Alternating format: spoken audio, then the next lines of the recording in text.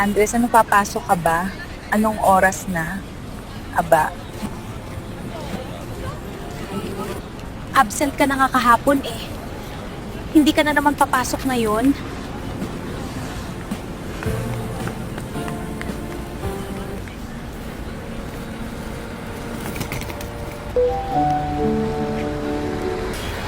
Ang aga mo naman nagising. Bakit?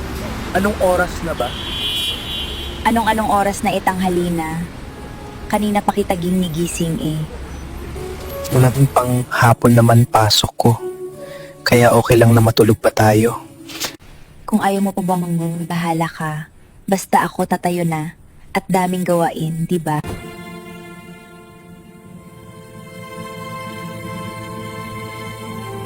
Kung ako sa'yo, babangon na ako. Mag-clearance kay ko or nang makapasok mamaya. Papasok naman.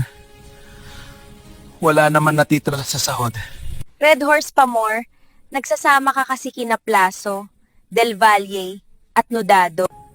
May limitin lang naman kami. Hanggang isang bote lang kami.